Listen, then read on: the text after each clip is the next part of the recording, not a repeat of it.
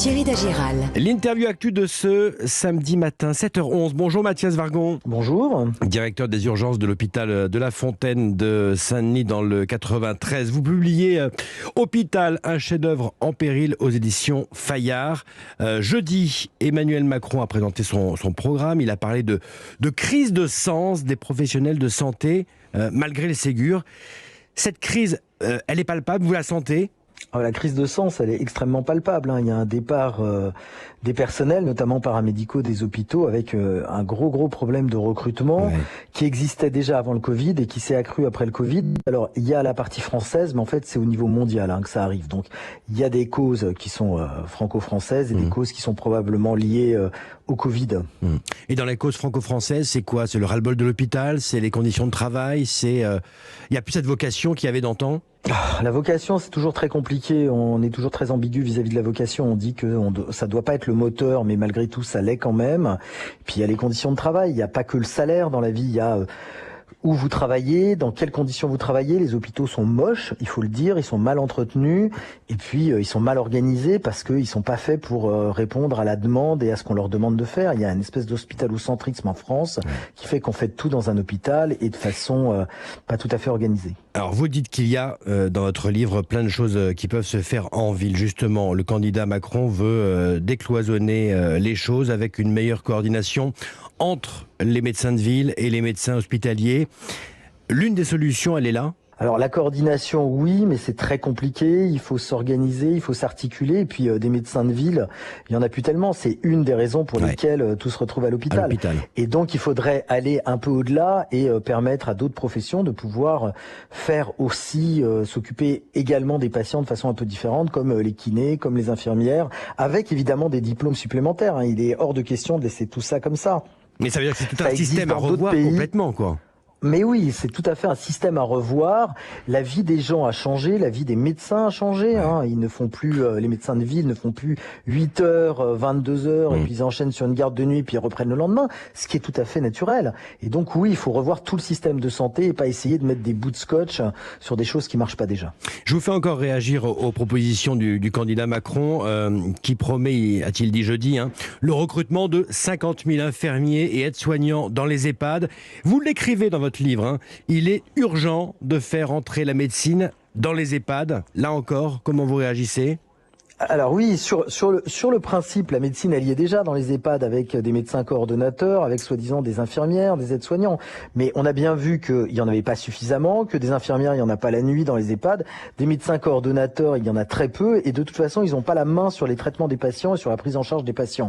Donc là encore, il va falloir revoir ça. Il va falloir rendre transparent le financement des EHPAD parce que quand on paye une EHPAD, on paye pas pour le soin. Le soin, il est payé par la Sécu. La dépendance, elle est payée par le département. Ce qu'on paye dans les EHPAD, c'est l'hôtellerie et c'est la nourriture. Et on a bien vu que même la nourriture était peut-être un peu surpayée.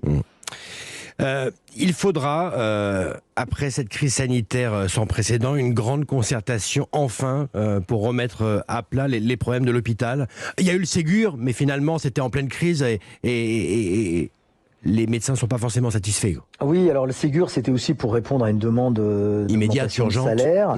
Oui, et puis il y a des investissements, mais qu'on ne verra pas tout de suite, et puis dont on verra les fruits beaucoup plus tard. Il va falloir remettre en place remettre en cause quel est le rôle de l'hôpital. Et qu'est-ce qu'on veut en faire ? Qu'est-ce qu'on veut faire de l'hôpital ? Est-ce qu'on veut faire du programmé ? Est-ce qu'on veut faire du non programmé ? Tout ça rentre en conflit. Quelle est la place de la prise en charge de la dépendance ? On a des patients dépendants à l'hôpital qui n'ont rien à faire à l'hôpital. Des jeunes patients, encore plus difficiles à caser que des vieux patients. Quelle est la place du soin de suite ? Tout ça, il va falloir le revoir les financements, et pas forcément en déversant de l'argent partout, parce que on sait très bien que, là on est en période électorale, tout le monde promet tout, mais on sait très bien qu'à terme ça sera pas possible. Mais réorganiser les choses de façon beaucoup plus légère, beaucoup plus agile, et pas tout faire sur l'hôpital, qui est une structure extrêmement lourde et qui est destinée à répondre à des problèmes complexes. Appel que vous lancez ce matin sur Europe 1 aux candidats. Mathias Vargon, il y a 2 ans, on rentrait dans le premier confinement. Nous sommes en guerre, disait le président Macron. C'est derrière nous, définitivement, où vous dites il y a danger à banaliser cette épidémie aujourd'hui. Alors moi je suis pas Madame Irma, il y a plein de gens qui vont sur les plateaux télé, qui vont à la radio pour expliquer ce qui va se passer demain. Moi j'en sais rien, probablement parce que j'ai fait des études de modélisation et donc je ne sais pas en fait. J'espère, je suis comme tout le monde, j'ai envie de reprendre une vie normale, j'ai envie d'arrêter les masques parce qu'à l'hôpital on a encore les masques. J'ai envie que tout redevienne normal, j'en sais rien, il y a un nouveau variant, on verra. Ce rebond dont parle le ministre Véran, vous le ressentez, vous le constatez, vous, dans les admissions à l'hôpital ? Non. Pour l'instant, non. Mais ça veut rien dire parce que c'est toujours décalé. Bien sûr. D'une dizaine, une quinzaine de jours. Donc le rebond, on verra peut-être dans 15 jours, mais j'espère que non.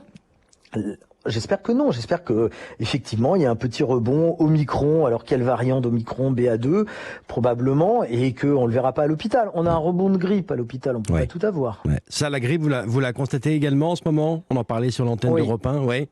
Oui, tout à fait. Alors c'est pas dans des proportions telles qu'on les a connues avant le Covid, mais on voit quelques patients arriver avec la grippe. D'autant plus que beaucoup ne se sont pas fait vacciner. Pendant l'hiver parce qu'il y avait la vaccination Covid, parce que plein de choses quoi. Je reviens au Covid.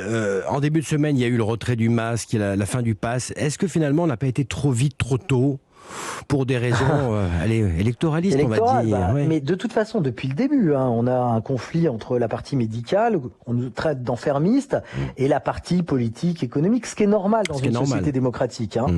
Là, le masque, peut-être que de toute façon, il faut être, à un moment, il faut être pragmatique. Quand plus personne ne met le masque, ça sert à rien d'obliger les gens à mettre le masque. Par contre, sur les passeports vaccinaux, oui, moi, j'ai pas bien compris pourquoi ça servait plus à rien. Il y a des tas de gens qu'on a obligés à se faire vacciner. Des tas de gens qui se sont vaccinés parce que ils pensaient que c'était utile, et d'un seul coup, c'est un peu la prime à tous ceux qui ont triché, quoi. Le conseil scientifique dit que ça va grimper, qu'on risque d'atteindre jusqu'à 150 000 contaminations par jour. Ça vous inquiète ou pas ? Évidemment, ça m'inquiète parce que ça fait 2 ans qu'à l'hôpital on fait que du Covid, et outre le fait que l'hôpital a été dépassé, a été obligé de se réorganiser, on ne fait plus rien d'autre. C'est aussi une des raisons des désaffections des équipes, c'est qu'il n'y a plus de projet en fait. Le seul projet, c'est comment on va réorganiser l'hôpital tous les 3 mois, quoi. Donc ça, c'est pas un projet. Ce que vous dites on peut pas se projeter là-dedans. Ce que vous dites est grave, il n'y a plus de projet. Il n'y a pas d'avenir, il n'y a plus de projet. Non, pour l'instant, il n'y a plus de projet. Enfin, ça commence à renaître, c'est le printemps. Mais si c'est à nouveau écrasé par une vague, on va avoir à nouveau des départs. Moi, je monte un nouveau service d'urgence. On se prépare aux Jeux Olympiques dans 2 ans, puisqu'on sera à Saint-Denis. On commence à refaire des formations. Donc tout ça, c'est stimulant. Mais si on refait du Covid, tout ça va s'arrêter. Donc les gens partiront. L'urgentiste Mathias Vargon qui publie Hôpital, un chef-d'œuvre en péril chez Fayard ce matin sur Europe 1. Grand merci à vous. Merci à vous. Europe Matin Week-end, Thierry Dagiral.